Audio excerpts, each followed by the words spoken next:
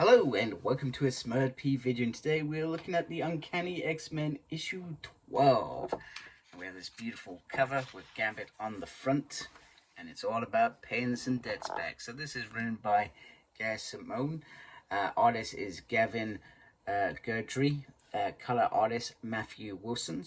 Letters by Feces, Clay and Cows, and here is the class of the issue. Or the team, whatever you want to call them.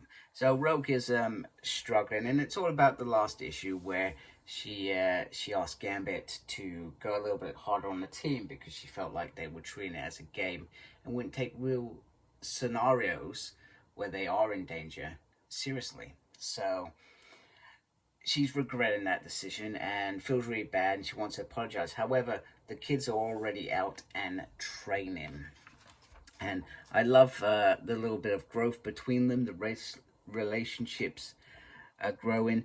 Death Dream's starting to try and be part of the team. You know, he's always been an outsider. He doesn't have any social skills, and it's quite nice. So Rogue comes down and wants Jilla down there now. Looks at her hands. They are in a bad state, and gives her a great big hug and tells her, look, we were a bit hard, and I'm sorry for that. And then she says, Gambit, you apologize. She's like, Gambit apologized last night. And he said, you would apologize next. And then Death Dream comes out saying, I'm ready to box. So then it's time for breakfast. However, Remy notices a little note in his pocket, a note that wasn't there last night. And, well, he's got to pay a debt. So Gail, so we rarely very actually see Gambit's past pop up, especially not in modern days series. I mean, he had his own run in the 90s, and there were some things that popped up there, but not much. They still kept a lot of things mysteriously. However, Gale has gone back to a time when he is a boy, and he wears his glasses because his eyes are red to sort of hide them, and he's good at capturing these little lobsters or whatever they're called. I don't know what they're called.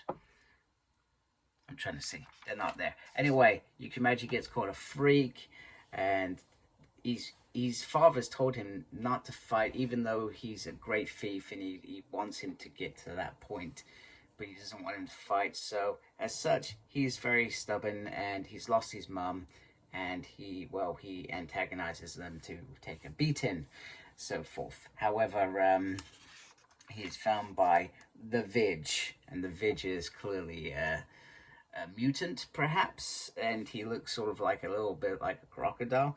I don't think we've ever heard of the Vig before, but he is deemed quite scary in I think they're in New Orleans. Quite scary for the Thieves Guild, so I don't think he has any allegiance. He just sort of sits on the outside, and we will find out why all this happens towards the end. So he talks to him about what he's stolen. So he stole. So when he was getting the bin, he was really thieving, which is quite good. And the Vig sets up a beating off these kids that just beat him up. So he goes with a lead pipe and pretty much beats the crap out of them.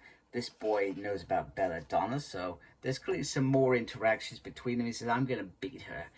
And then he resolves it. Then he gets a nice sandwich at the end of it, and then the kid's parents come in. And this is where Vig probably makes his real move, because he sends Remy running after beating the crap out of these men.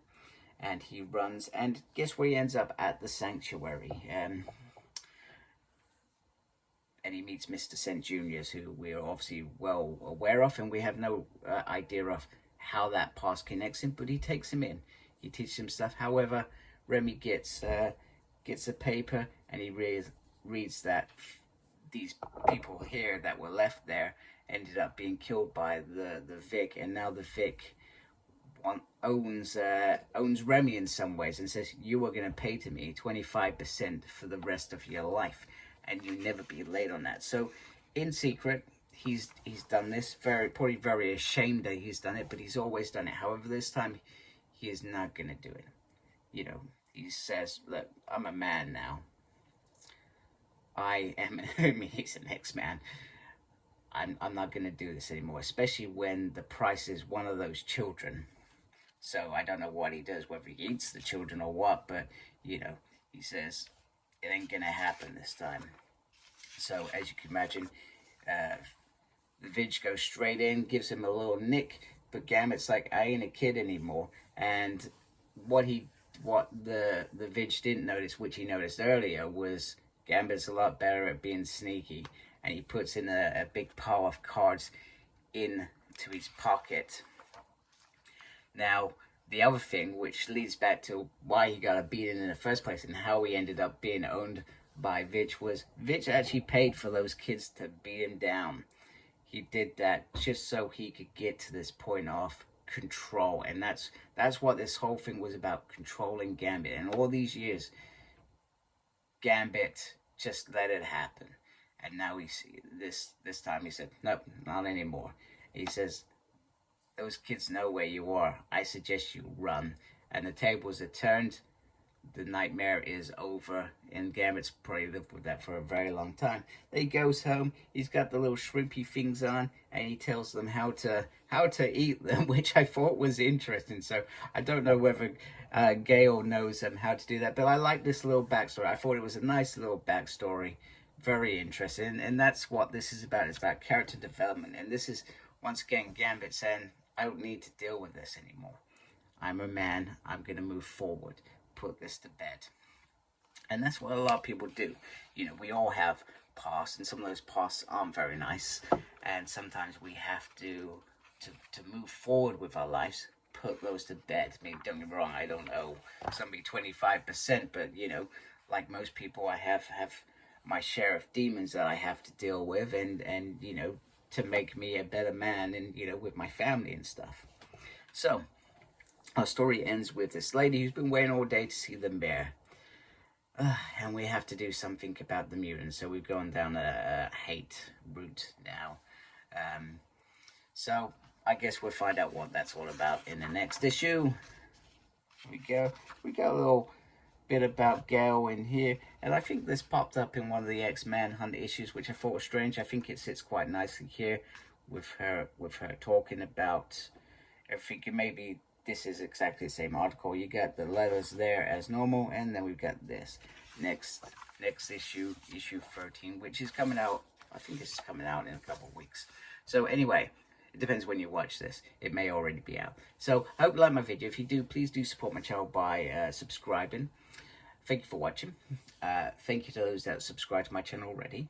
Please look after yourself, and as always, embrace geekiness. Take care. Goodbye.